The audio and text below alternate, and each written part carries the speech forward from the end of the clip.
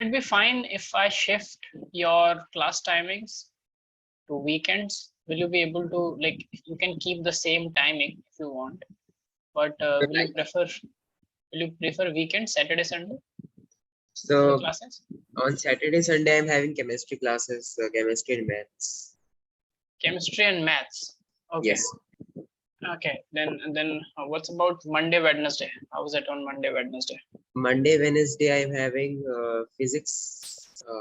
When? At the same time, right? Yes, same time. Okay. 7, Can you? Okay. 6:30 or 7? 7. 7. What is the time right now at your place? 6:30. It's 7. Yeah, 7:39. Okay. Okay. 7:39. Yes. Okay. So it's just 1.5 hours this difference, right? Yes. Will it work if we can figure out, we can have biology classes for you on Monday and Wednesday, which is like 6:30 my time. So it will be around 5 p.m. your time. Will it work? Okay. Monday, Wednesday, 5 p.m. or 5:30 p.m. Yeah. Yeah. 5. Because Sir, 5:30 will be very early. Like that time I'm having I think I'm not free at that time. Sometimes I eat food. Sometimes I'm outside. Sometimes I'm doing something else. So at that time I'm not free. After so 6:30, is it possible? 6:30. And after 6:30 is only possible on the weekend. That's the point. Like, because I wanted to, because your syllabus is now with chapter 5 is over, so I wanted to merge you with other batchmates where you can have discussion and we can have, because in this batch currently you are the only student, right? So the point is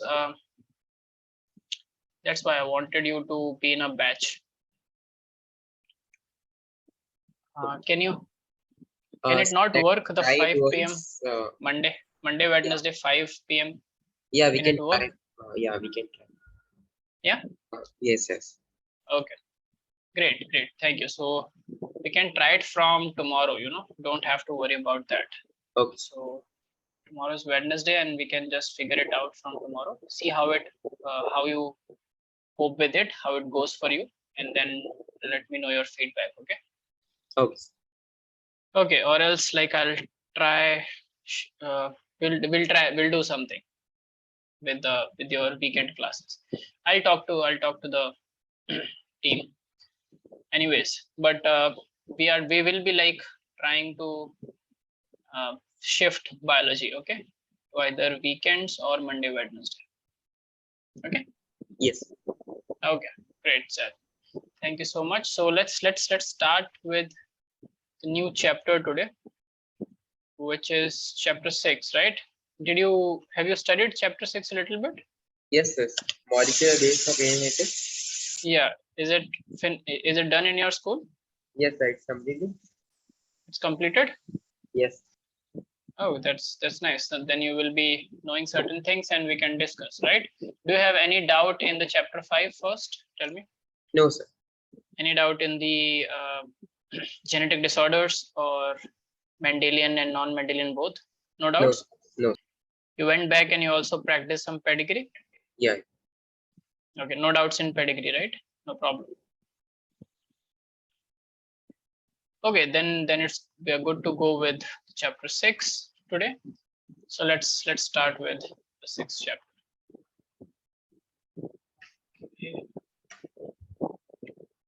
Okay, so whatever we have studied in chapter 5, that was basically the fundamentals of genetics, right? We discussed and we studied almost every phenomena and every process that takes place during inheritance of a character or a gene. So we started with Mendel, we studied laws of Mendel. We realized that there are certain laws which govern the inheritance. Then we figured out that 2 of the 3 laws basically are not universal. So they are not true always. They have exceptions. And those exceptions were found by other people when they were doing things, similar kind of inheritance studies in different model systems, right? And then came Morgan, who figured out linkage and recombination between genes, correct? And Yes. from there, we went on to study how the crossing over happens, what is mutation, how is sex determined through genetic, like what are the different genetic ways of determining the sex of an organism, XY system, XO system, ZW system, and haplodiploidy system, right? Yes. We finally ended with studying genetic disorders, starting with Mendelian disorders, which actually show inheritance pattern like what Mendel told. And then we studied chromosomal disorders, which are called non-Mendelian disorders, right? Yes. In this chapter, which is chapter 6, we will be studying about, so what's happening at the molecular level inside the cell, at the level of the gene or the DNA, okay? What is the basis of inheritance? Basically, whatever processes and phenomena we studied in chapter 5, what is the molecular basis of it? Okay, so I will start with this very, very important molecule called DNA. You know what is the DNA? Yes, sir. Deoxyribose nucleic acid. Yes, deoxyribonucleic acid, right? So DNA, deoxyribonucleic acid. So we know that it's an acid. It's an acidic molecule, right? The pH of this molecule is acidic. That we can figure out from the name, correct? Yes. What about so DNA is acidic in nature, and it is negatively charged. Okay, it's a negative charge. And now coming to the structure of DNA. You know how is DNA structured? So helical. Sorry, what? Oh, little confused. It is helical or some... Yes, it's called double helical structure, right? Double helical. But before that double helical structure, that was the structure that was told by Watson and Crick. But before going to that, I'm talking about even more fundamental at the molecular level. So DNA is a long polymer, right? It's like we have always discussed that it's like a long thread which is coiled, super coiled to form a chromosome, correct? Yes. So every long molecule, every polymer must be having monomers. That's why it's called a polymer, you know, just like a chain. So you will see that a chain has some units like this, right? Which are together forming a chain. Yes or no? Yes. So each component is a monomer which together forms a very long polymer. Okay. Similarly, in case of DNA also, there are some monomers. So if we talk about structure of DNA, it has 3 components. Okay. Yes. 3 components. So and we have studied this last area. Yeah. So these 3 components together form the nucleotide. And this nucleotide is the monomer of DNA. Okay. Yes. Now let's see what it is. So the 3 components that forms the nucleotide. The first is a phosphate group. Okay. Second is a pentose sugar. Okay. Yes. And the third is a nitrogenous base. So here pentose sugar is deoxyribose here. Yes. So this pentose sugar in case of DNA is deoxyribose. And in case of RNA, because RNA is also a nucleic acid, okay, it is ribose. So this deoxy component is extra component that is present only in DNA and not in the RNA. Okay. Deoxy means one oxygen is not present. Deoxy. Okay. Deoxygenation. Remember chemistry, the Yes. fundamentals. Yeah. But this phosphate and nitrogenous base remains the same, and the nitrogenous base are of two types. So this is, sorry, four types. There are four types of nitrogenous base. So majorly like purine and pyrimidine. Yeah. Yes, A, T, G, and C. Okay.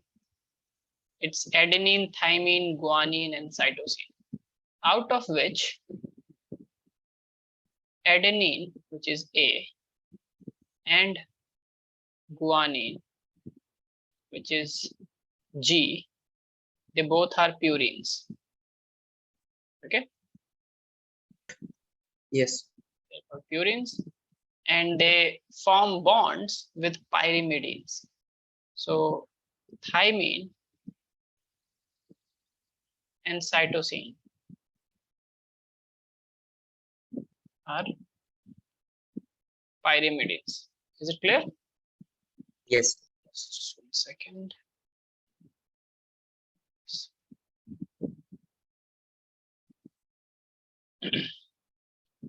Thymine and cytosines are pyrimidine.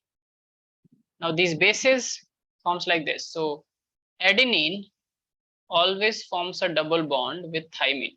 One purine, one pyrimidine. Okay. Yes. And guanine forms a triple hydrogen bonding with cytosine. Okay. Yes. So this here is hydrogen bond. Hydrogen bond. A double and a triple. And you must be knowing from your chemistry classes that double bond is slightly longer than the triple bond. Triple bond is the smallest, double bond is intermediate, and single bond is the longest. Yes. And one purine binds with one pyrimidine, but it cannot shift. It cannot be interchanged. A cannot form bonds with C. Okay. Yes. Though A is a purine, C is a pyrimidine, but A cannot form bond with C and G cannot form bond with T. This is fixed. Okay. Is it clear? Now let's see how it is arranged in a DNA, this nucleotide, how it is arranged in a DNA. So there is a phosphate group, okay, which is bind to carbon of sugar, the pentose sugar. So this is the pentose sugar to which carbon bond, and this here is a base. Let's say this is A. Okay. So this moiety is your phosphate group. Okay. That. Yes. And this here is your pentose sugar, and this here is your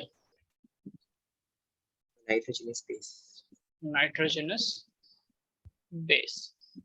Now this is one monomer, okay, known as a nucleotide. Now it will just keep repeating. So again, there will be a phosphate which will be binding to carbon, that will be a part of this pentose sugar. There is a base. Let's say this time it is a G. Okay. Yes. And then again another phosphate bound to carbon.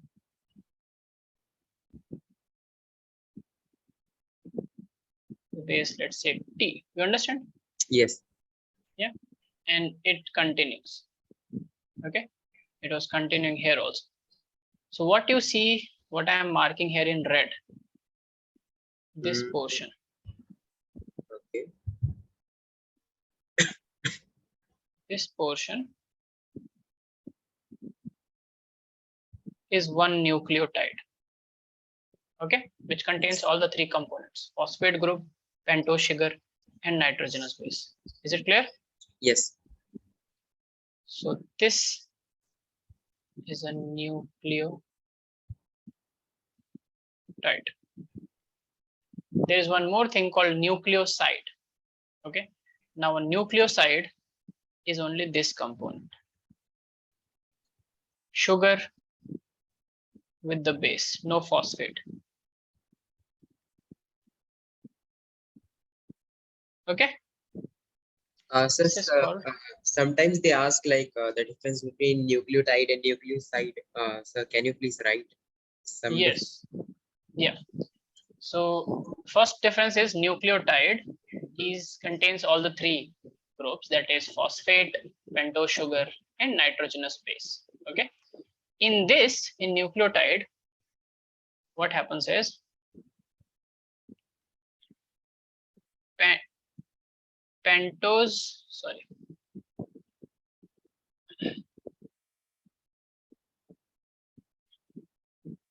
phosphate group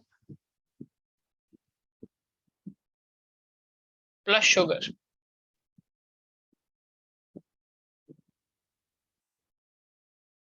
Okay, they together forms the backbone of the DNA. You understand? Yes.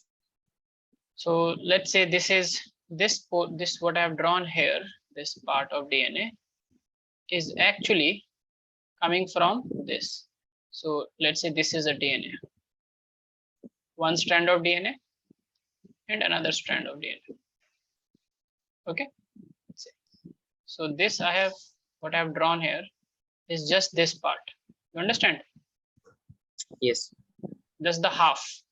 So this backbone is formed by phosphate group and pentose sugar. Phosphate, sugar, phosphate, sugar, phosphate, sugar. This continues to form the backbone. Okay. Yes. So this is present in nucleotide, and the bases nitrogenous base project towards inside. Okay, from the backbone. Is it clear? Yes.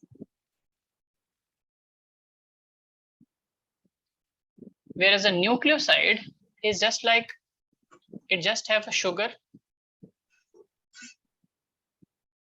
plus a base. Okay, it does not have a phosphate group with it. Is it clear? Yes. Okay, so the difference is of the phosphate, and when it comes to functional difference, write down. I'll dictate you certain things. First, you draw this. Is it? Yes, I finished. Drawn? Yes. Okay, so write down. Make a column nucleotide versus nucleoside.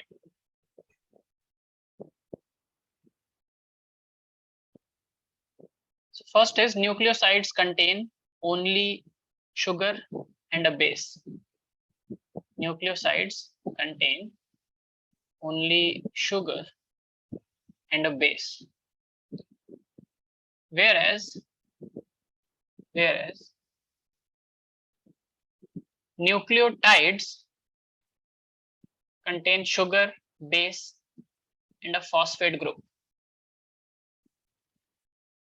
Sugar, base, and a phosphate group.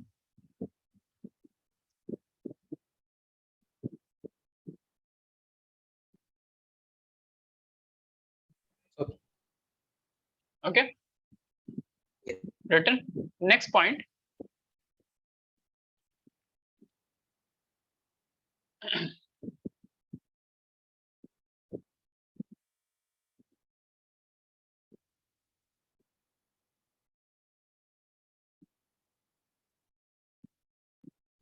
this is a one major one another difference that is not in NCERT, but like this is the only difference that's a part of in like that is a part of your syllabus.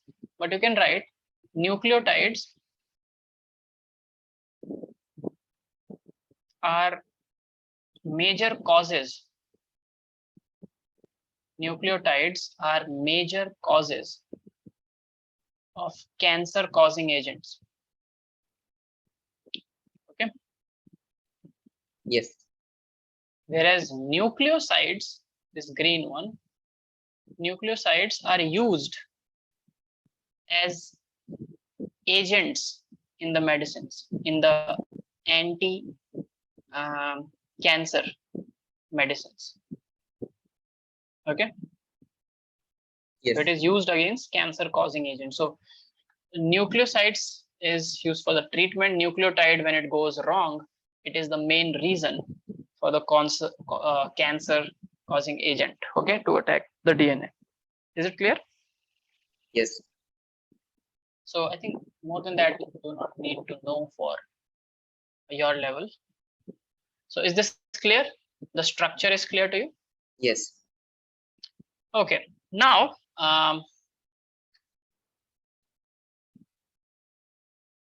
DNA as a molecule is, now we know that it is a genetic material, right? But it was not known from the beginning, right?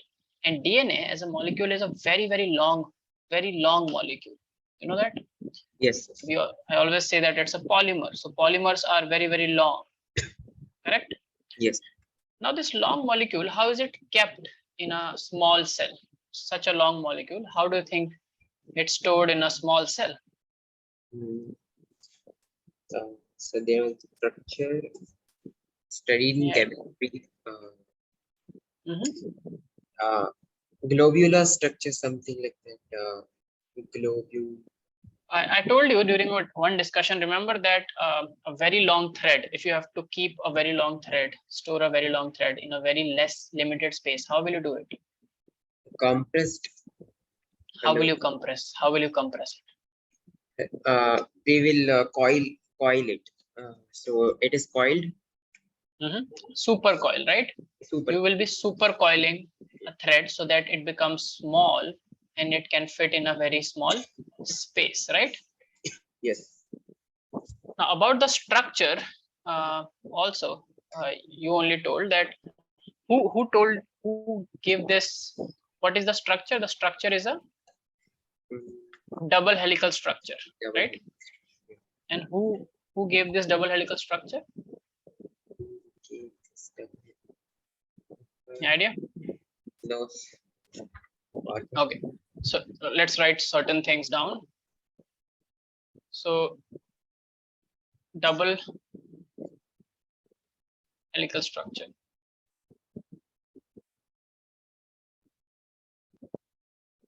Write down the double helical structure of DNA was proposed by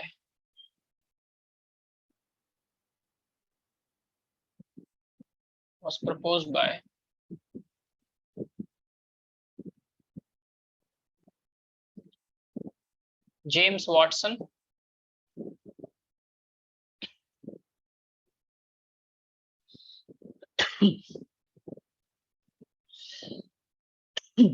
James Watson and Francis Crick. Okay, these are the two people who proposed this double helical structure. So what? In which century? It was like around 1950s, after the Second World War. I think it's 1952-53, 20th century, in the mid of the 20th century. It's not very it's not been very long since we know the DNA is a double helical structure. Okay. Yes.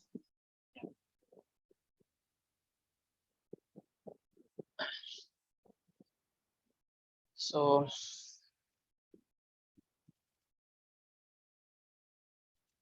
and interestingly, the data that they used, to predict the structure was not produced by them. So there were two more scientists whom we do not give due credits often, but there were two scientists, Maurice Wilkins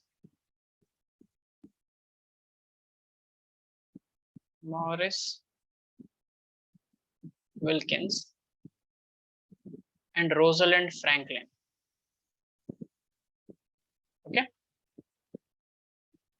Yes. So these were the two scientists who did X-ray diffraction experiments.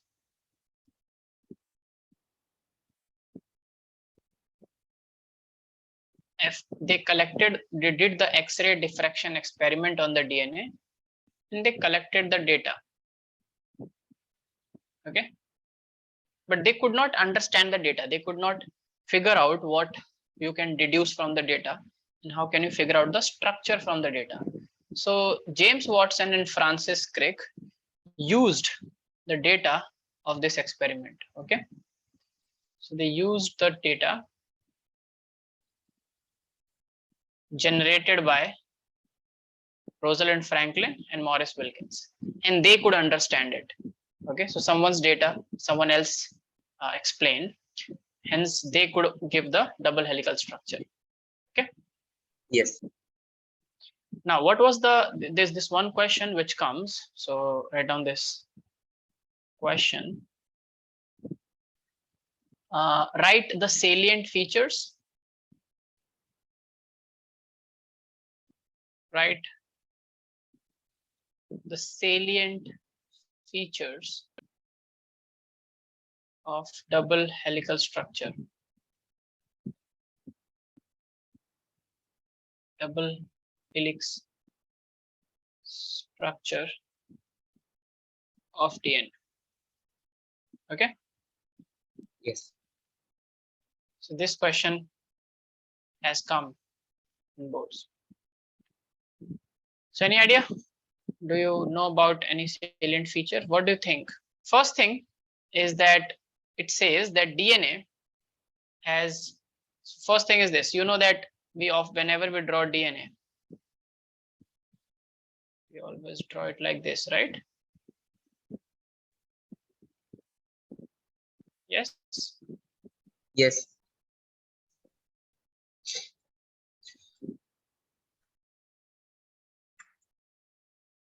So what is this that I'm drawing?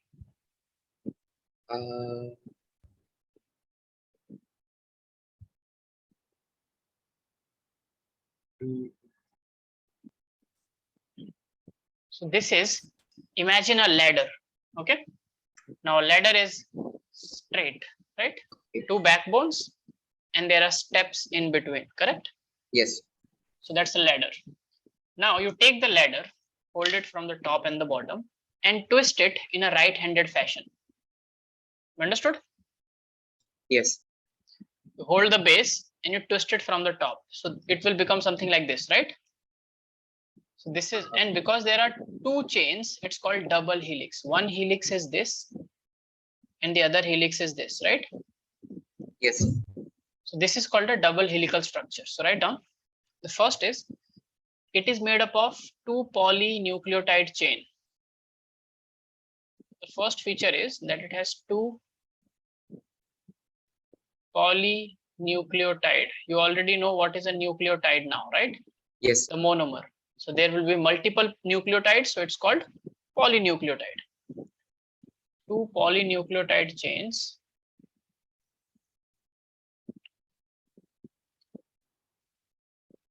where the backbone is made up of sugar and phosphate. Where the backbone is made up of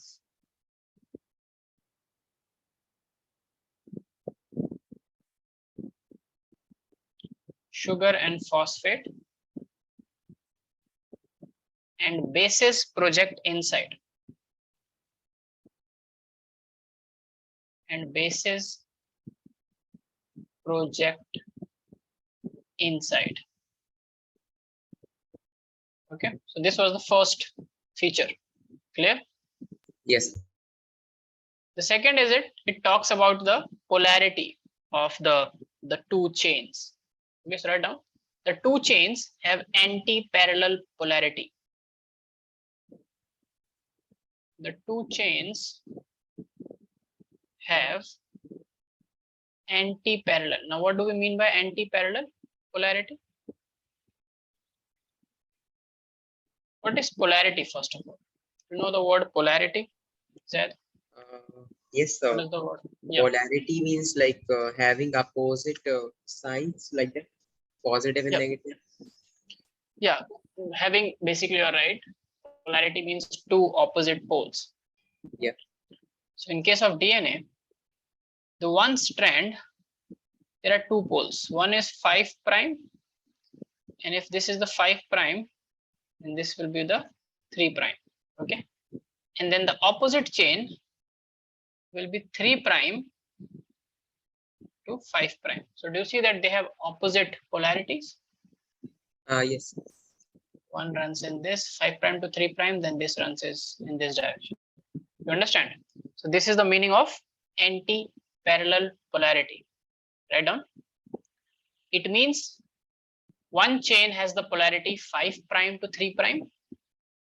It means one chain has the polarity 5 prime to 3 prime, and the other chain has the polarity 3 prime to 5 prime. Okay.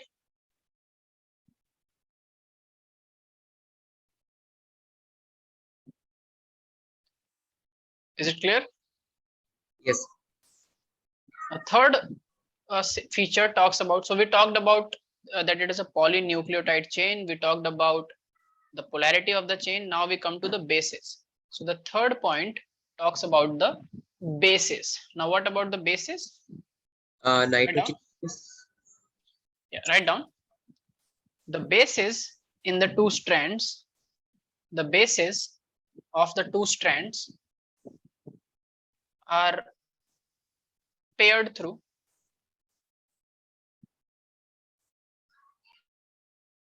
the bases of the two strands are paired through hydrogen bonding. You know about the types of bonding now, right? From your chemistry? Yes. Covalent bonding, hydrogen bonding, van der Waals forces, ionic bonding, right? Yes. Yeah. So whenever two bases form a hydrogen bonding, then we call them base pairs. What do we call them? Base pairs. Base pairs, BP. Now write down. Adenine forms two hydrogen bonds with thymine. Adenine forms two hydrogen bond with thymine. And guanine forms three hydrogen bonds with cytosine. This is what the third feature said. Okay. Yes. Fourth salient feature about the DNA is that it is both the chains, the two chains are coiled.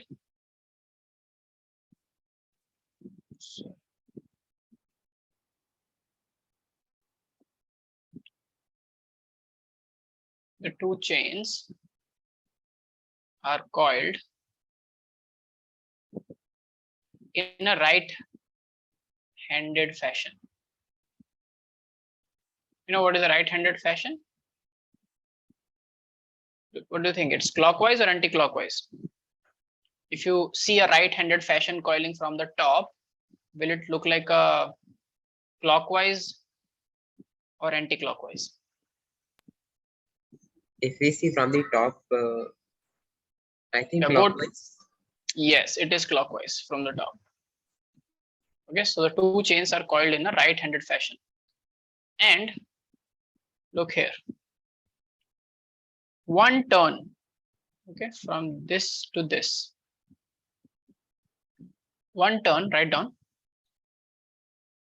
One turn is known as the pitch of the helix.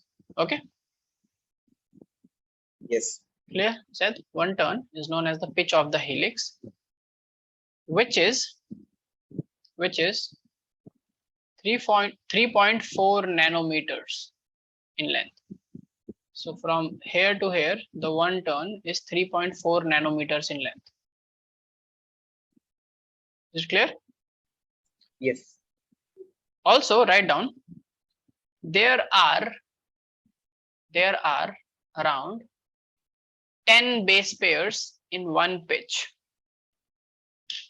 Okay, you understood? Yes. So if there are 10 base pairs in one pitch and one pitch is 3.4 nanometer, what will be the distance between two base pairs? So it depends like how many base pairs are there. 10. 10. So we can if we divide by 10, then we can get. Yeah. So what is the? So 0.34. Yes. Write down. Distance between two base pairs is 0.34 nanometer. Now remember this because this is important in the next section. Okay. We just Yes. calculated it. It's calculated. Okay, Zaid? Yes. Okay. Okay, so till now you understood? One Yes. thing more. There is one more thing. Oh, sorry. Write down the fifth point. The plane of one base pair. Plane means the way it is stacked. So if you look from the top, you will see just like, have you seen those staircases which go like this? Yes. Up. Yeah. So basically, this is how the stairs look, right? Yes. They're all, if you see from the top, it will look like all the staircases are on top of each other like this, right? Yes. From the top, it will give a like a visual appearance like this, right? Yes. Spokes of a wheel. You understanding what I'm trying to say? Yes, I got it. Got it? So write down. The plane of one base pair stacks over the other.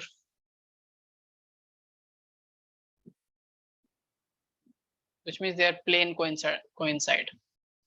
The plane of one base pair stacks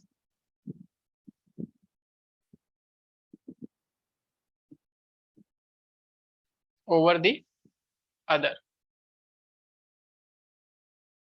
in a double helix.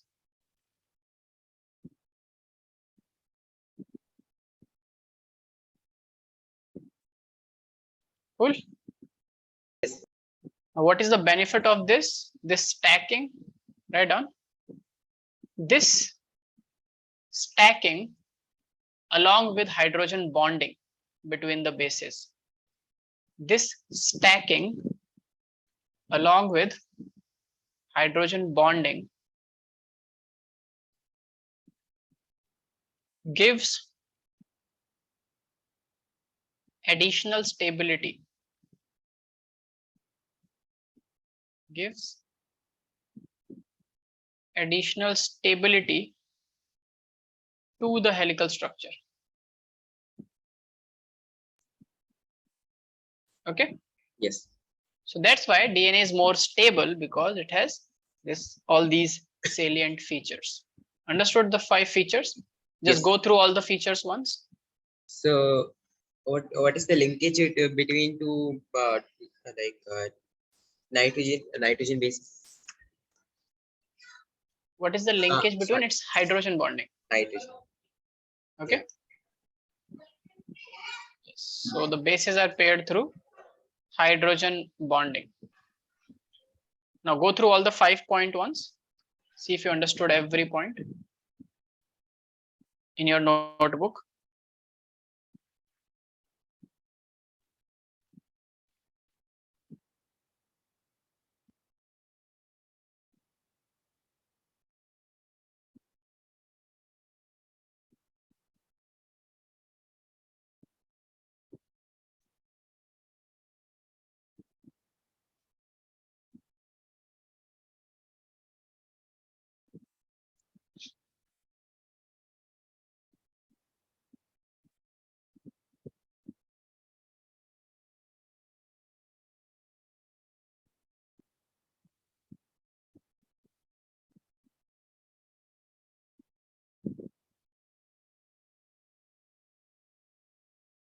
Everything is clear, Zed?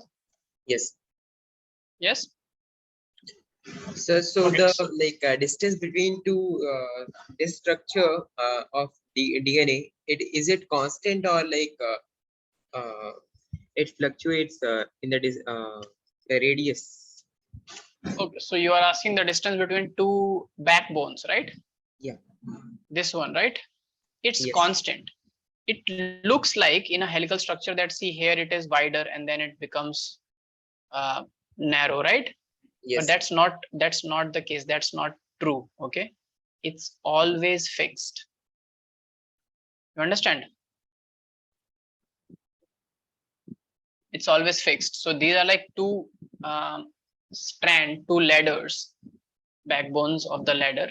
They are just twisted. So it gives the appearance, but it is always fixed. Okay. Yes. It's around 3 nanometers. 3 nanometers. Okay. But it remains fixed. And that is why one of the reason, write down in the third point, add one more thing. The bonding of one purine with another pyrimidine. Okay, this, write down one additional point here. The bonding of one purine with another pyrimidine helps in maintaining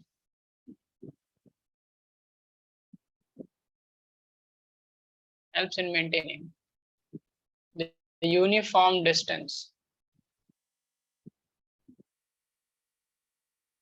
The uniform distance between the two strands of the helix.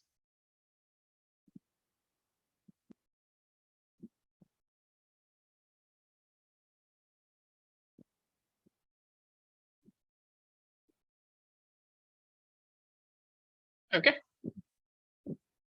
Yes. So that's why it is fixed.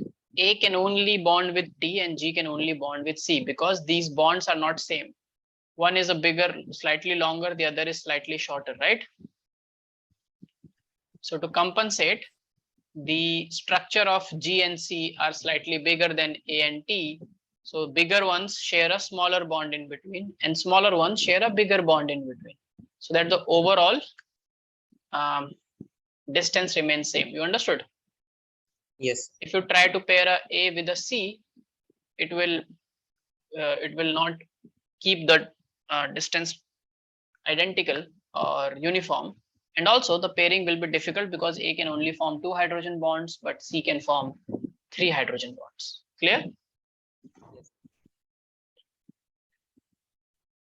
Anything else? Any other questions you have? So there is a linkage in the book. It's written linkage between nitrogen base and pentose sugar. It's between sugar and the phosphate. You are saying the linkage between base and this sugar? Yes. Okay. So let me tell you about the linkages. First, write down the first linkage. But the linkage between the phosphate group, the linkage between the phosphate group and the pentose sugar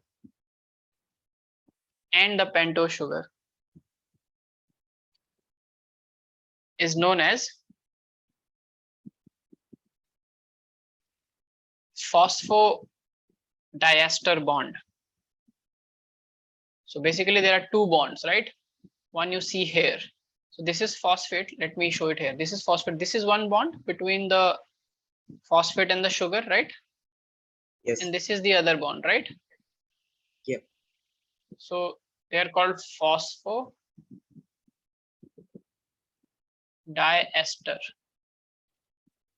bond. Can you tell me why they are called diester bond? So because there are two esters, means it is attached to the phosphate group is attached to yeast. Okay. Let me tell you one more thing. Then you will be able to give me a better answer, I think. Pay attention here. Toward this end, what if I tell you that towards this end is the 5' end of the strand, and towards this end is the 3' strand. Okay. Now again, look carefully at the structure and tell me why are we calling it diester bond?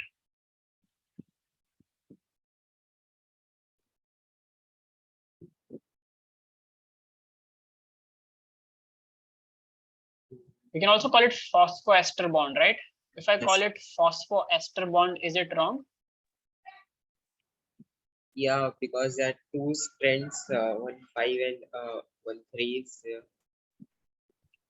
No, it's not wrong. If I'm only talking about this one bond, it is a phosphoester bond. yeah. This one bond is a phosphoester bond.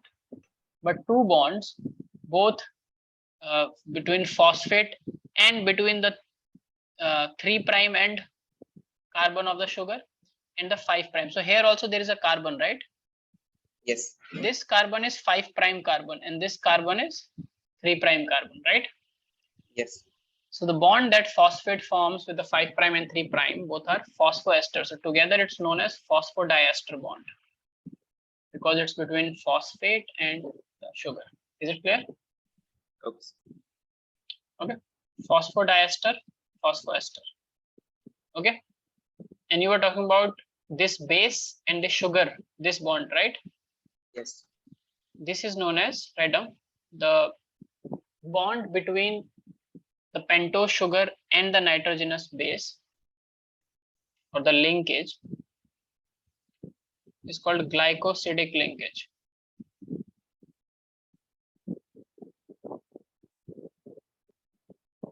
Okay. Yes. This is in your NCERT, but as you asked, you should know. Okay. Okay.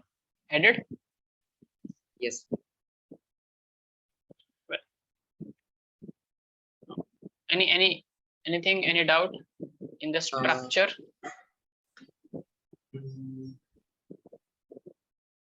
No, sir. Go through it once. No. No? Okay.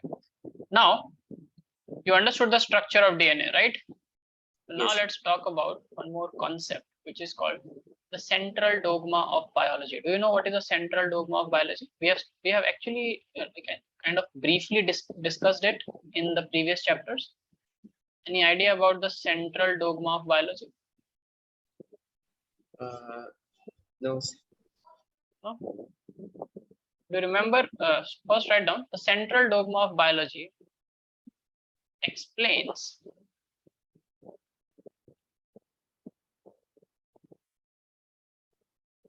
the central dogma of biology explains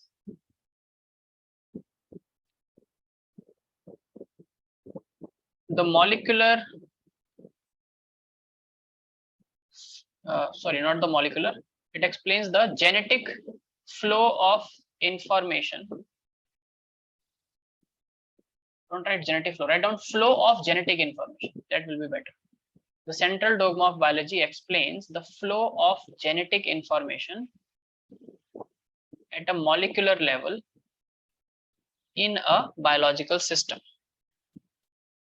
The the flow of genetic information at a molecular level in a biological system. Is it clear? Yes. So what is this flow that we are talking about? So the flow is this. So there is DNA to begin with, right? Yeah. Every cell has DNA. And from DNA, RNA can be synthesized. RNA is made from DNA. Okay, so the genetic information flows from DNA to RNA, and then ribosomes in the cell help to produce proteins from RNA. Okay, so the genetic information flows from DNA to RNA and from RNA to protein. You understand? Yes. Now, there are few more things. DNA is self-replicative. So DNA can form more DNA. That's called self-replicative property. And this happens by the process of replication. So we call it DNA replication, the first process that we have to study. Understood? In a cell, before the cell divide, when does this replication happens? When do you think DNA replicates? We have already discussed this in your reproduction chapter. When does DNA needs to be double? When there is a DNA needs. Why do you need to double something in the cell? Or when do you need to double something in the cell? Think about that. In the process of reproduction, we need to double the DNA as new offsprings are formed, and Yeah. Yes. Go on. In those offsprings, we need the DNA to be what? To enhance further development further development of. Forget about further development. Okay. Your cells are 2n. Okay. You have a 2n cell in your body. Yes. Then when will you double that 2n DNA? And why will you double that 2n DNA?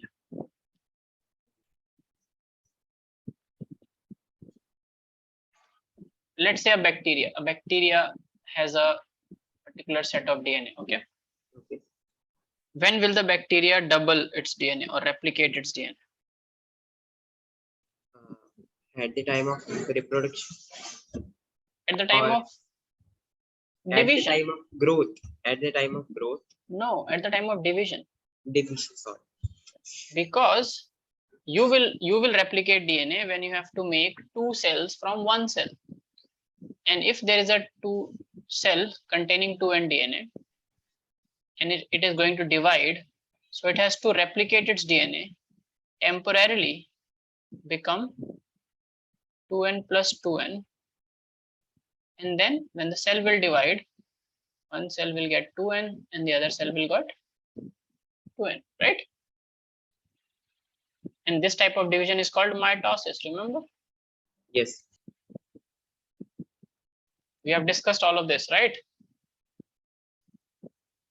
Yes. Mitosis, meiosis.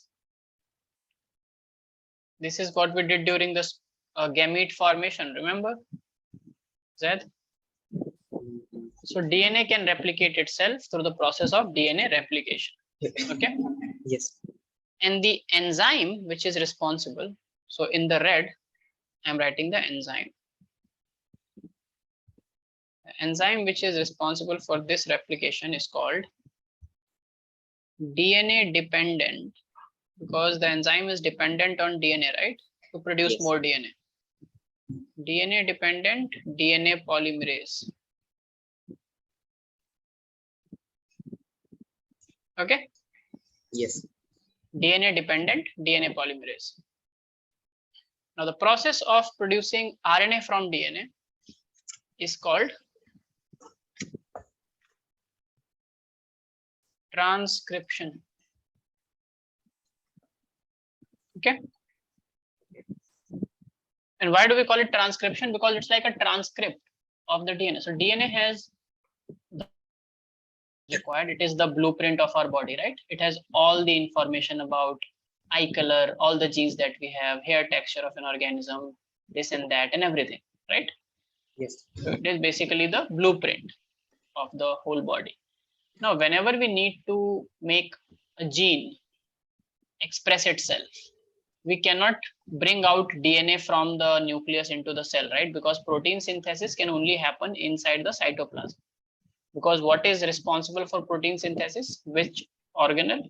You have studied this in class 11th and class 9th. Which organelle is responsible for protein synthesis? mRNA? No, it's not an organelle.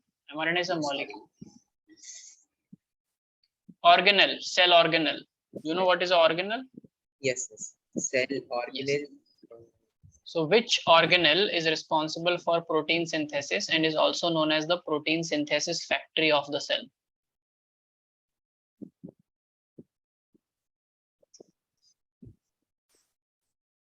Uh, Ribosomes. right. Ribosomes make the protein in the cell. Remember?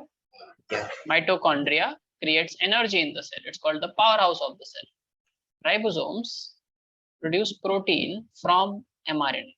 Okay, is that? Yes. So for that, ribosomes are present in the cytoplasm. They are not in the nucleus. DNA is in the nucleus. So how will we express any gene? So whatever gene needs to be expressed in the form of proteins, RNA is made of that gene from the DNA. So DNA cannot come out of nucleus, but RNA can. It can come into the cytoplasm. Then ribosomes can bind to the RNA, read that RNA, and make the specific protein for which it is coding. You understand? Yes. So from DNA to RNA, it's called transcription. Okay. And the enzyme responsible for transcription. Now, can you guess the name of the enzyme? We are making an RNA from a DNA. What will be the name of the enzyme? When we were making a DNA from a DNA, the name was DNA dependent DNA polymerase. Now, what will be the name here of the enzyme?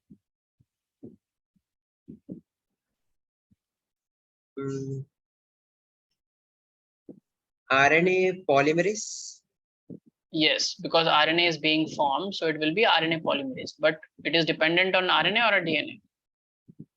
It depends on DNA strand. Yes, yes. So the enzyme is called DNA dependent RNA polymerase. Is it clear? Yes. The process of transcription. Now, from RNA to proteins, this process is called translation, because whatever is coded by the RNA is in the form of a code, and ribosomes bind to the RNA and deduce that code and make proteins. So for translation to happen, we need ribosomes. Ribosomes produce proteins. Okay. Yes. From mRNAs. Like you said. Make sense? You understood? Yes. So these are the three processes, and this flow of information is known as the central dogma of biology. Understood the central dogma? Yes. Please draw it. Certain. Done? Yes. Okay. Now there is one twist. The twist is there are some viruses, okay, that has the ability to produce DNA from RNA. They can reverse the central dogma. Okay. Now, if this process is called transcription, what will be the reverse process called? Reverse transcription. Yes, perfect. So it causes reverse transcription, and it happens.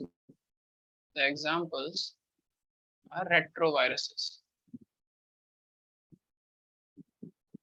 They can do this. Okay, so they can produce a DNA from an RNA. Okay. Now, can you guess the enzyme responsible? Can you guess the name of the enzyme now? We are making a DNA from an RNA. So what will be the name? Enzyme reverse transcriptase. Yeah, reverse transcriptase will be there, but basically what are it must be a polymerase, right? That's making DNA. Yeah. So it will be RNA dependent DNA polymerase. Understood? Yes.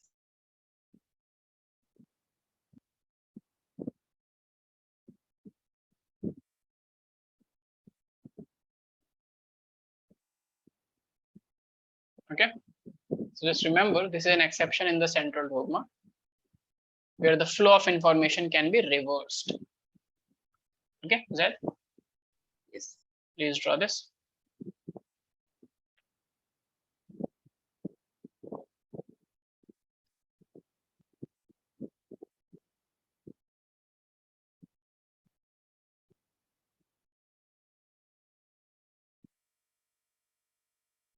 Just draw this. I'm coming in 1 minute. Okay, let's move on. Okay.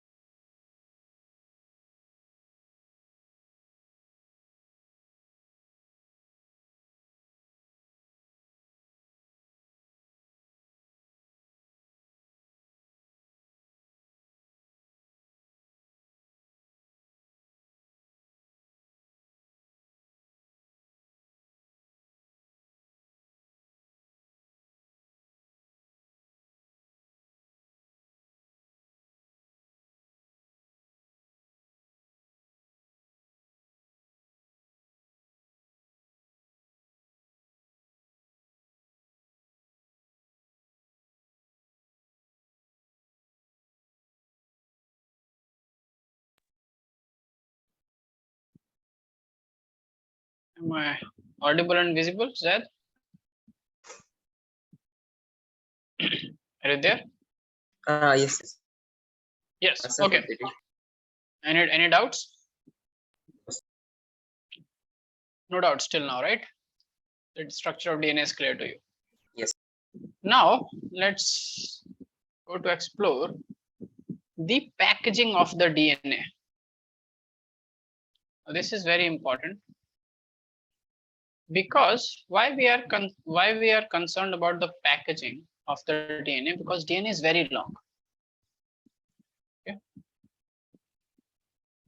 To just get an idea, how big is a cell? Can you see a cell with a naked eye? A human cell? No. Sir. We need a microscope to see a cell, right? Yes. Let's figure. And how many? If I take a human cell, let's take a diploid human cell. Okay. In a diploid human cell, how many DNA threads are there?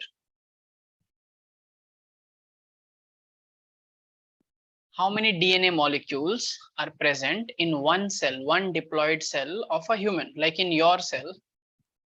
Sir, no How idea. many chromosomes are present? How many chromosomes? 48 chromosomes? 48? 42, No. 42, 42. 42, 46. Ah, 23 pair, right? 22 are autosomes and one pair is a sex chromosome pair, right? So there are 46 chromosomes in a diploid cell of a human, correct? yes. And one chromosome is made up of how many DNA threads or how many DNA molecule? Uh, One. What? Okay, Yes. write down these things.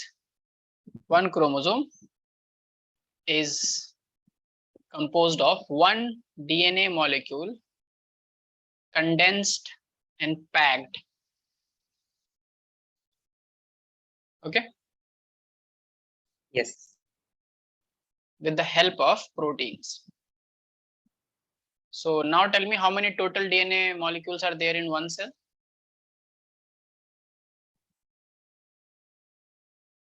If one chromosome is made up of one molecule and there are 46 chromosomes, how many DNA molecules are there?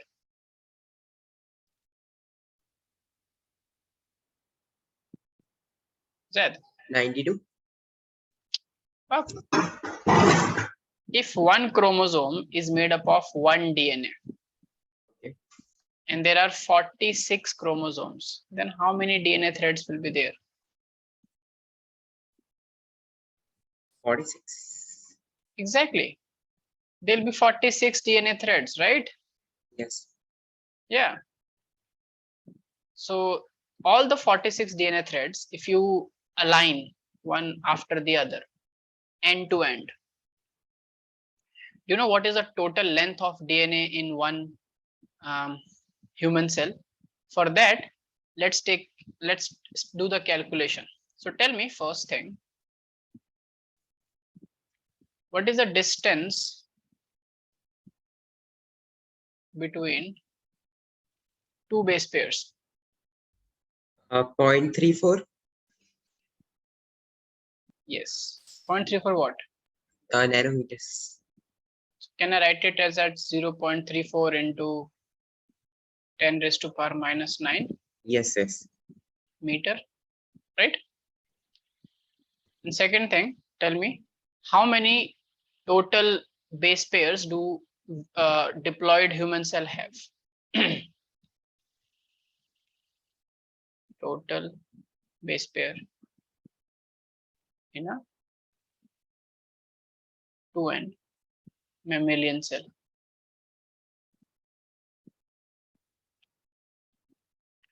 Approximately, it is 6.6 into 10 raised to power 9 base pairs. Okay. Now, if you have to find the total length of the DNA, this is the number of base pair and this is the distance between two base pairs. So what will you do? Sorry, if tell you me again. both, can we get? Yes. So total length of DNA. Please multiply and tell me the answer. In one cell is diploid. Tell me the answer.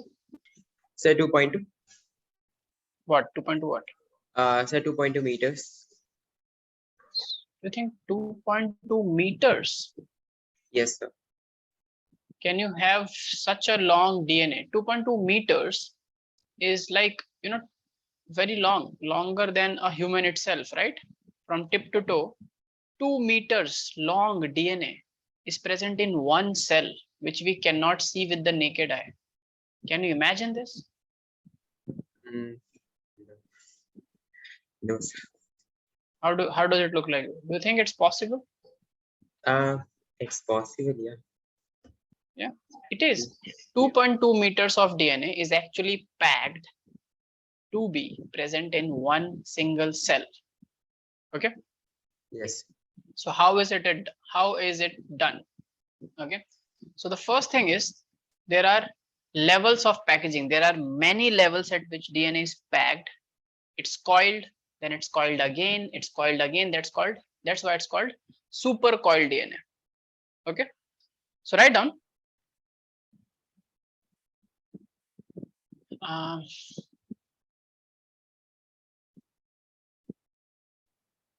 In the DNA is packed.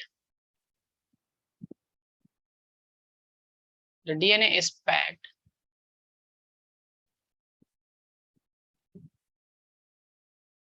through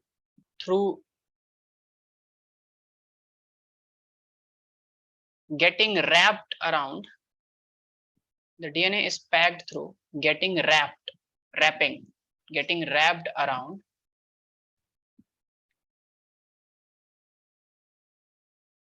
proteins. Okay, now we know that DNA is negatively charged. Yes. So if it is negative charged, it can be wrapped around a positively charged protein easily. Yes. Yeah. So it is wrapped around positive charged proteins. Okay. And these proteins are called histone proteins.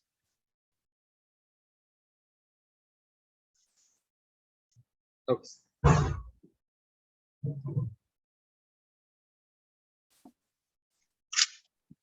They form, let's define it. They form a nucleosome. So let's define a nucleosome.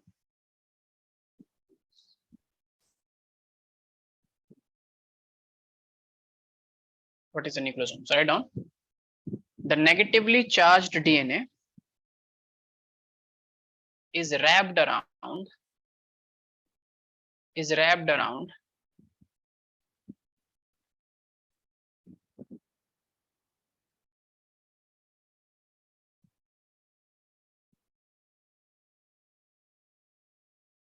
the negatively charged DNA is wrapped around the positively charged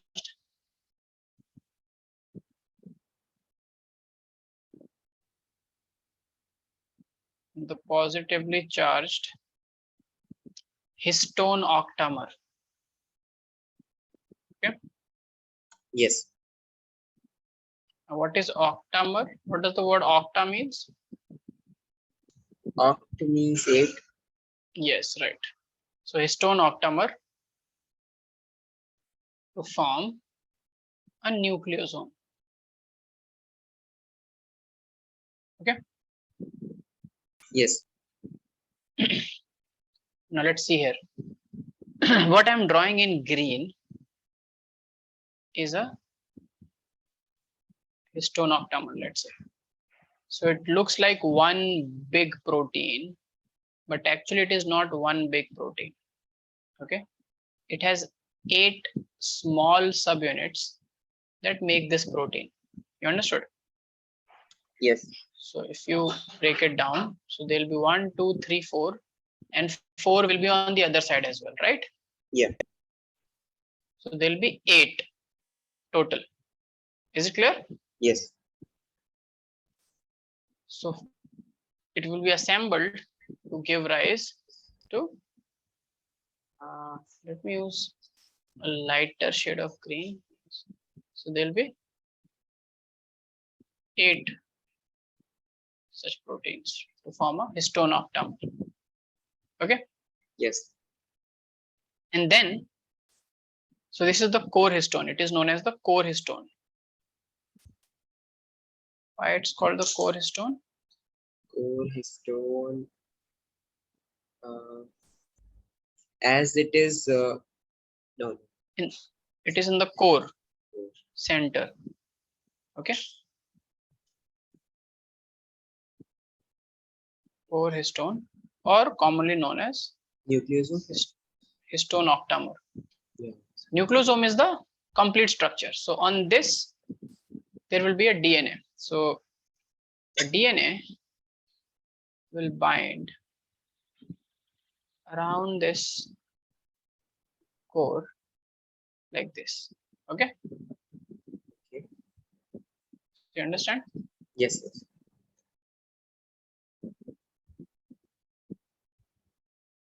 So, and also it goes out.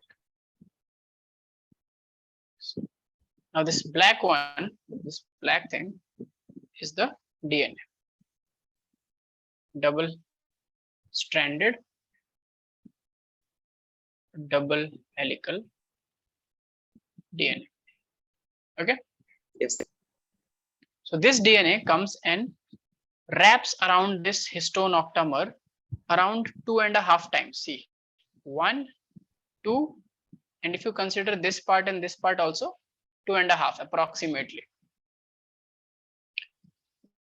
Okay. Apart from this, there is another histone molecule which is like this. It clips, kind of basically, it clips.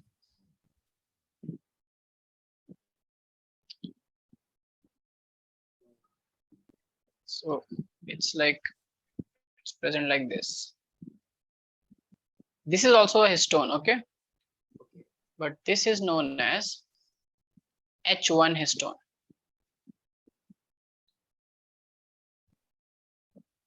This is not a part of the core histone or the octamer. It is present separately, but it's important because when the DNA wraps around the histone octamer twice, 2.5 times, and when it goes out, there is something to clip it, right? To keep it in position.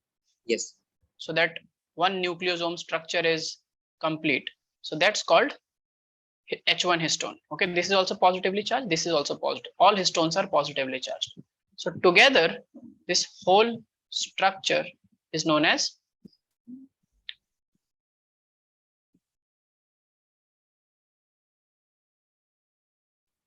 nucleosome. Okay. Yes. Nucleosome is the first level of DNA compaction. Write down. First level of DNA compaction. Okay. Okay. So if you look how it looks basically, so it looks like this. So there will be DNA. So there will be many histones. Let's say this is 1, this is 2, this is 3. These are all histone octamers. And then there's a long DNA thread which goes like this. Okay. Yes. Can you see this? Yes. Yes. And then there is this clipping happening, which is H1 histone. So each part here is a nucleosome, right? Yes. Nucleosome 1, 2, 3, 4. And this is nucleosome. And what does this structure looks like? And this part, which is present between two nucleosomes, is called linker DNA. It's called? Linker DNA. It's called linker DNA. It links two nucleosomes. Okay. Yes. And if you structure under a microscope, so you will see it like this. There will be thread, a nucleosome, thread, nucleosome, thread.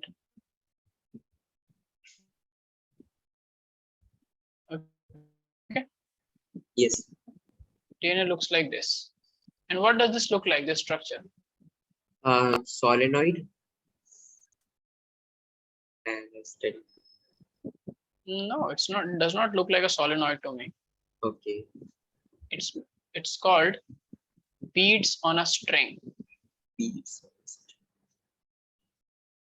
Doesn't it look like beads on a string structure? Yeah. It's a thread and beads. Okay. Why do we call it beads on a string? Because yeah, so there's a thread which is string and there are beads on it. So Yes. these are beads on a string structure. This is the first level of compaction. Is it clear? Yes. Yes. Just draw this thing. I'll just pull down one figure. Important. First draw this thing and let me know.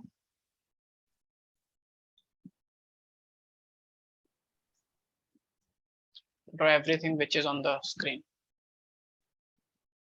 And to see this bead on a string structure, we have to do electron microscopy. Okay. Yes.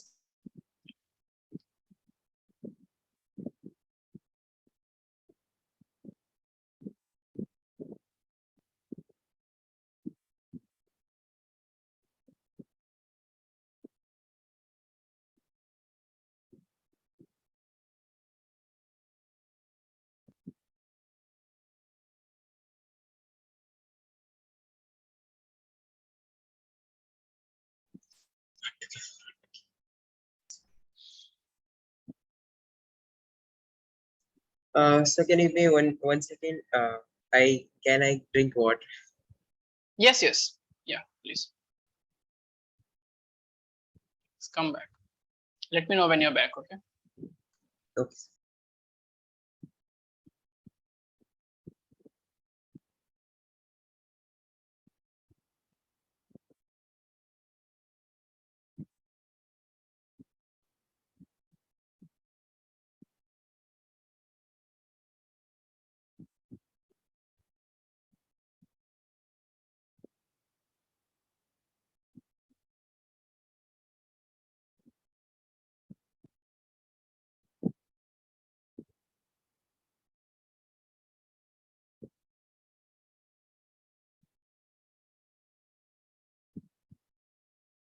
Hello, sir.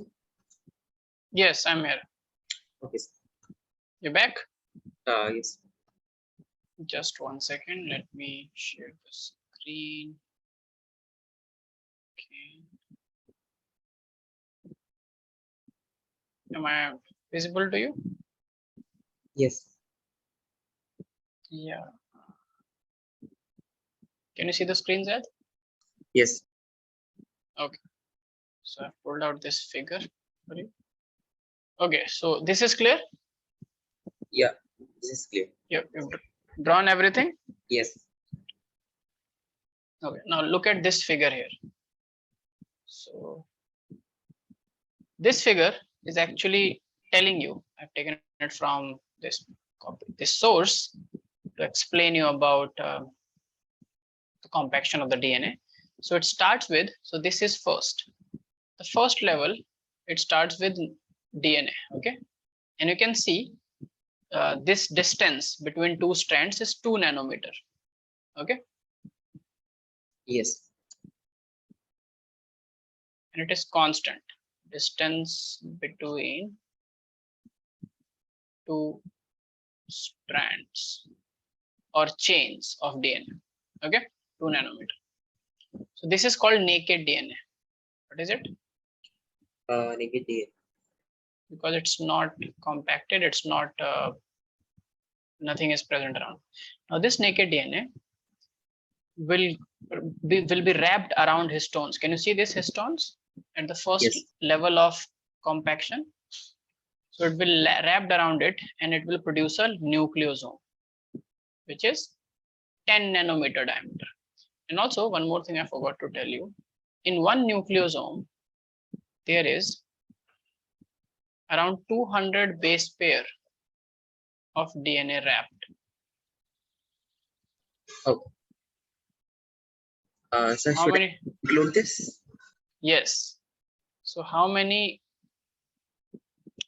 pitch? How many turns? If 200 base pair of DNA is wrapped, then approximately how many pitches are there? One pitch is 10 base pairs, right? Yes. So how many pitches do you think? If 200 base pair of DNA is there, how many 20. pitch? 20 Sorry? pitch. Yes, 20 pitch. And what will be the total length of DNA approximately in one nucleosome? Can you calculate that? The length of DNA will be 20 into 2.2 meters. So 20 into 2.2 meters. 2.2 meters is the total length of the DNA. so What is the length of one pitch? 1 pitch. So a little confused. Yes, let's go up. Yeah. This is one pitch. Did Yeah. you draw this? Yes, yes. What is the length of one pitch? 3.4 nanometer. 3.4 nanometers. How many pitch you said that present in 200 base pair? 20. So what will be the length of DNA?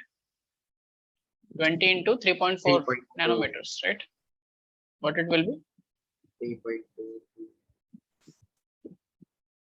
60.8 nanometers, right? 60.8. 6. 3 point, yeah. Sorry, 6. It will be 6.8. 3.2 into, yes, it will be 64 around nanometer, right? You understood? Yeah. Yes. Yes. You are multiplying it with 3.2 into 20. Yes. Right? If it is into 10, it is 32. 20, 64. So 64 nanometers of DNA is present in one nucleosome. Okay. Yes. Clear? Approximately. So the nucleosome is 10 nanometer in diameter. Okay. This is the first level of compaction. Now this nucleosome starts getting even more compact and form this chromatin. This chromatin is the bead on the string structure. So this that we studied here, basically this is the chromatin. Okay. Yes. So let's write down the level of compactions. Levels of compaction of DNA.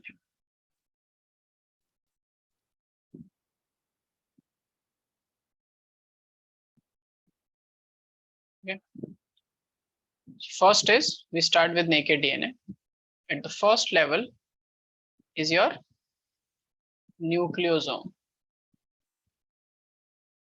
right? Yes. Second level is your chromatin. Yes. Now this chromatin goes on to form tight fibers called chromatin fibers. Okay. Yes. Can you see this becoming more compact and forming a fiber here? Yes. In this region? Then this fiber again starts winding like this. Can you see this? Yes. So that tight chromatin fibers again. So this is chromatin fiber, and this chromatin fiber again winds like this. Can you see? Yes. So the fourth level is where it makes supercoiled structure called chromatid, which is supercoiled, and this chromatid will form chromosome.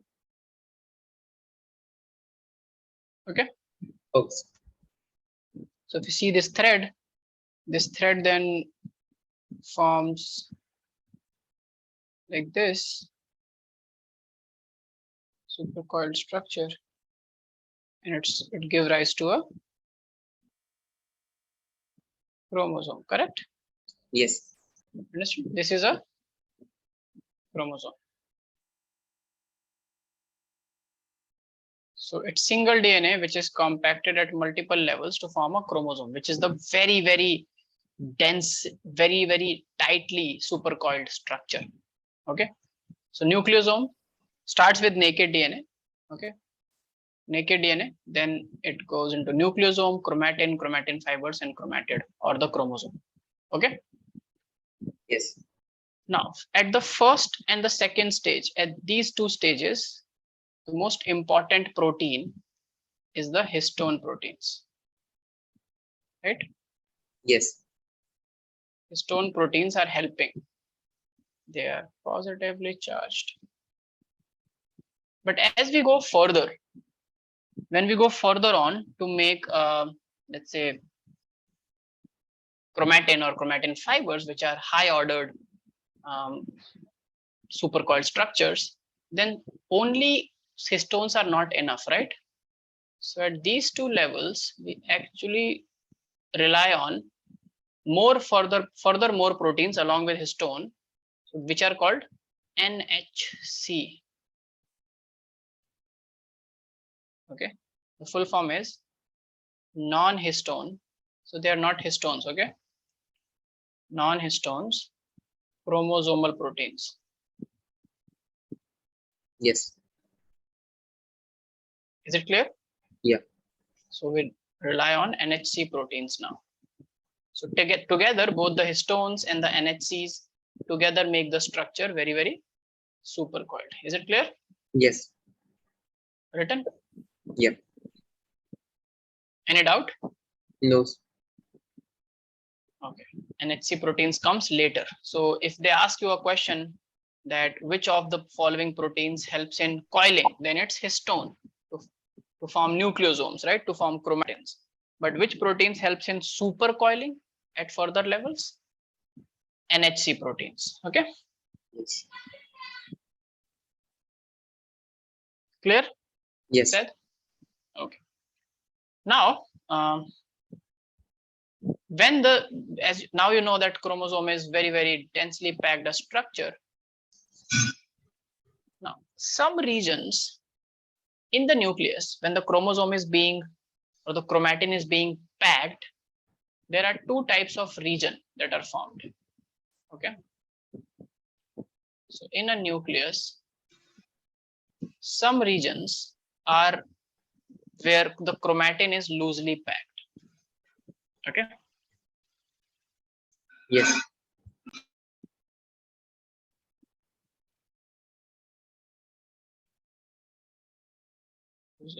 And if the chromatin is loosely packed, then if you put a stain, okay, before that, let me tell you the second one. Second is where the chromatin is very, very tightly packed. Okay. Okay. So if a chromatin is loosely packed and you put a stain in the DNA to stain the DNA, you put a color or a dye. Which one will retain the dye more? Loosely packed one or the tightly packed one? Loosely packed. Why? If it is a loosely packed, like if you pack your fingers loosely and try to try to lift a liquid, will you be able to hold the liquid? No, sir.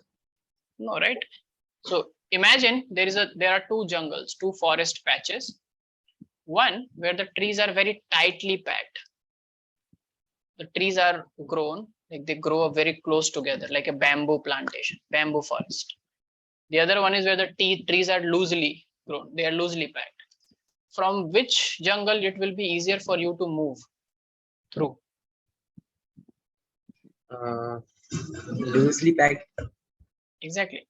So if I put a dye or a stain, which one will hold it? Which one will not allow it to move through it? Tightly packed. Yes. So the tightly packed chromatin, when you stain it, they are dark stained or densely stained. Okay. Yes. So they are dark stained. We are giving the same dye, we are giving the same stain to the whole chromosome, but we see that some areas of that chromosome stains lightly and some areas stains darkly. So this will be lightly stained. Yes, sir. Because it's loosely packed, and this will be dark stained. Now this was very interesting, and they thought, why is it? Why some areas of the same chromosome or the chromatin are lightly stained and some areas are dark stained? So it came out to be that the ones which are dark stained, the ones which are light stained, are called euchromatin. What are they called? Euchromatin. The word "eu" means true. Okay. And the ones which are dark stained are called heterochromatin. Will you remember this? Yes. Euchromatin and heterochromatin. Okay. Now, if I draw a nucleus for you here, let's draw a nucleus. Sorry, let's draw a chromosome. So let's say this is a chromosome.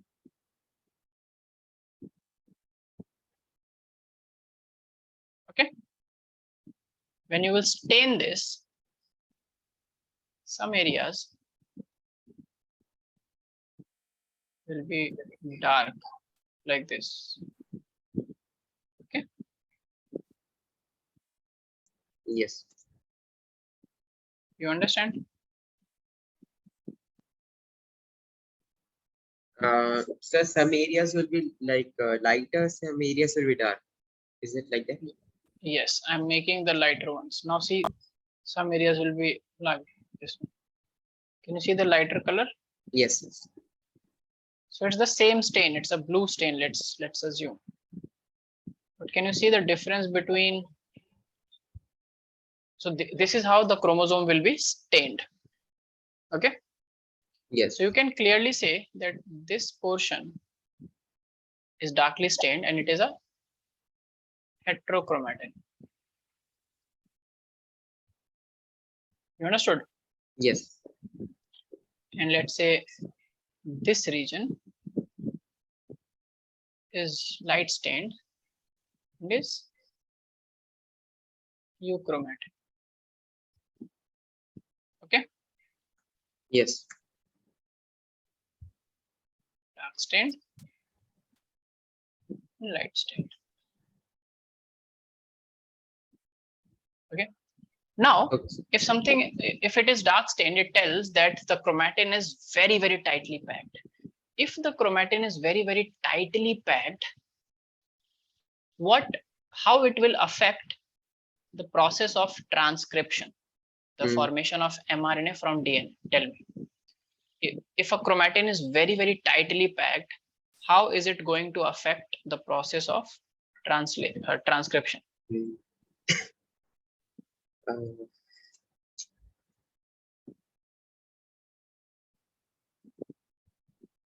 What do you think?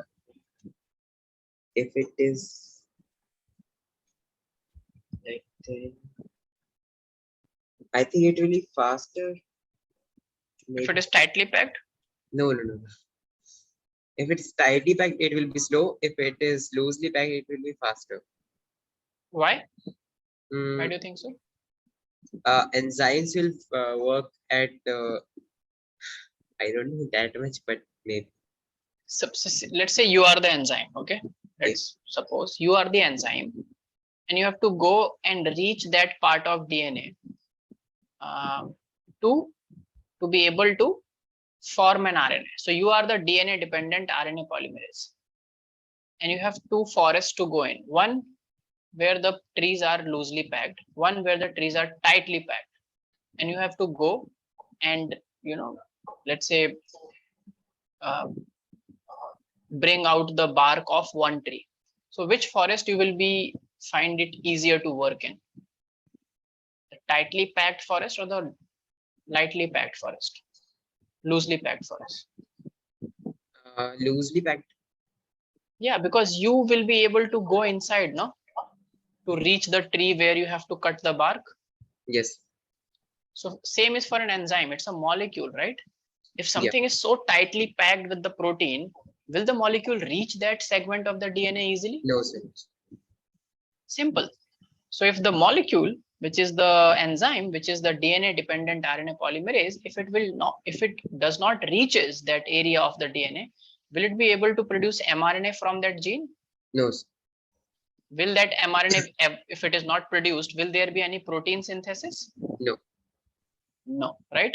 So that's where we say that heterochromatin, which are dark stained regions, they are transcriptionally inactive regions.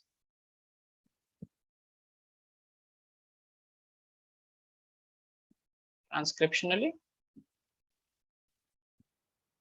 inactive region. Is it clear? Yes. Why it is inactive? Because the protein, the enzymes cannot reach DNA. Right down. Heterochromatin is transcriptionally inactive because heterochromatin is transcriptionally inactive because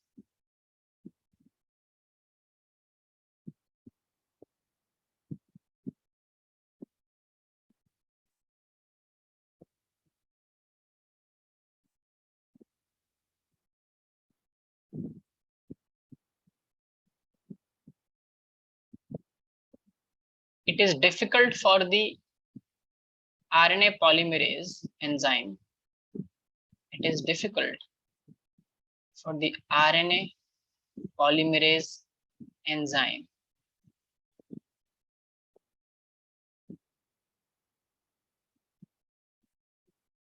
to reach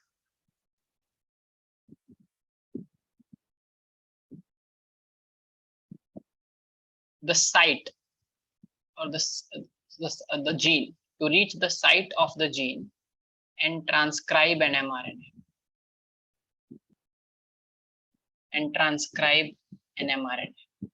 So it will be transcriptionally inactive region. So there will be no mRNA producing from that region because it's tightly packed. Make sense to you, Zed? Yes. Yes.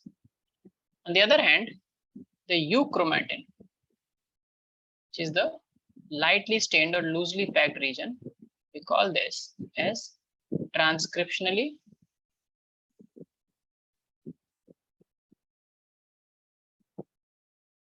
active region. So gene can be expressed in this region. Okay, this is the transcriptionally active region. Okay. Yes. Now, this is the reason why. You tell me. You know that we have different type of cells in our body. Yes. Liver cells, muscle cells, neurons, blood cells.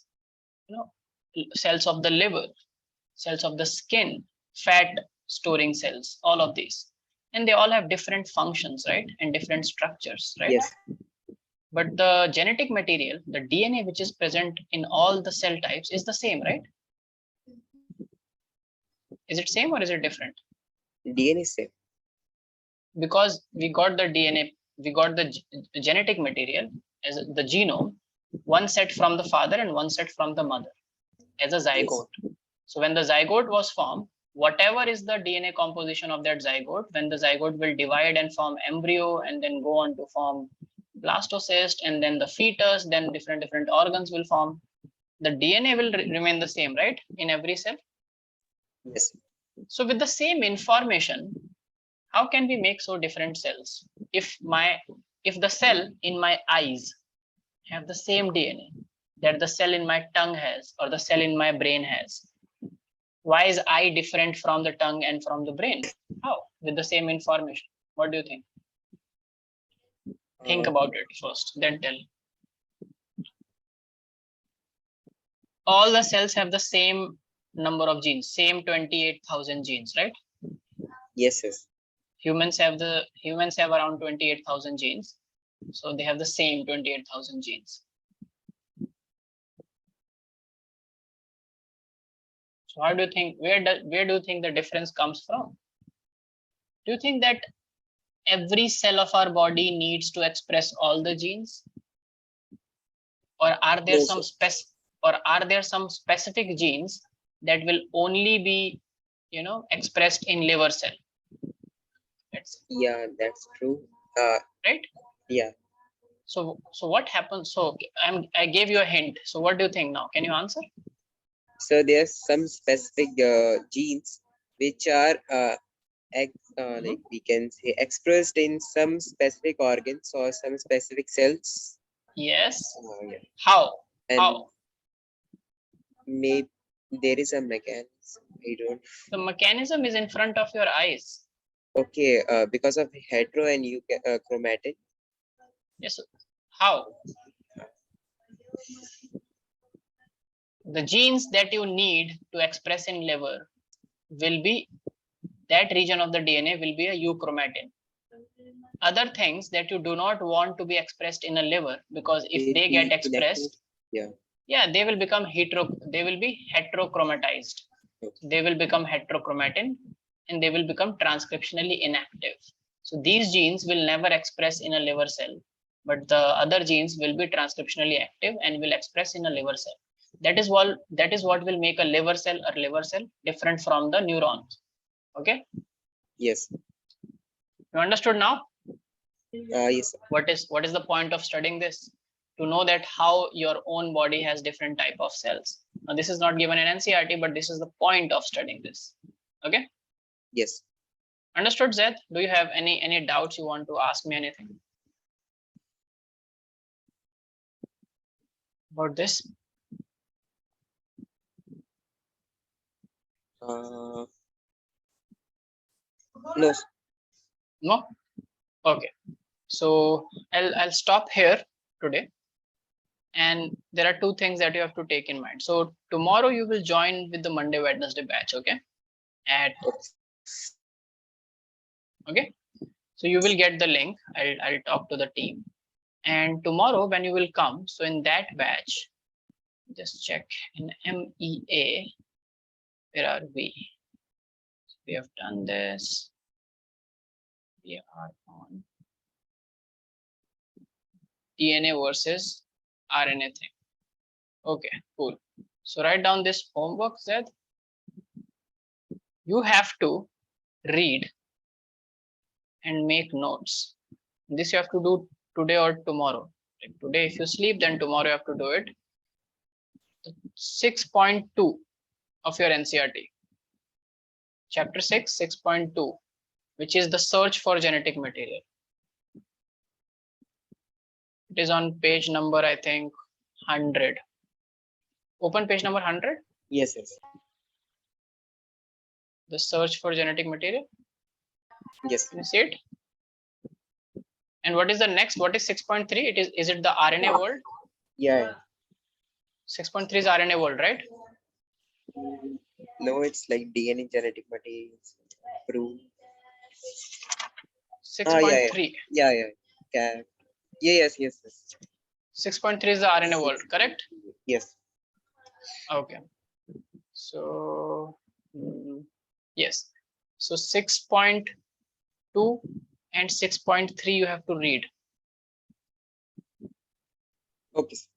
This topic yourself, and when you will join tomorrow, if you have any doubts in these two, I will discuss it with you before or after the class. Okay, I'll give you some time, and so you'll join, and after the class I'll take all your doubts from these two topics, and tomorrow we'll start in the new batch. You will start from 6.4. Okay. Yes. These two things I'm relying on you, because I already have given you all the basic concepts for chapter 6. Is there any doubt? No, sir, not yet. No? Okay, good. Very good. So this is where we end. This is your homework. Make notes, please. Okay. Yes. And also you can take help of your school notes to understand this. Yes, I made that. Okay.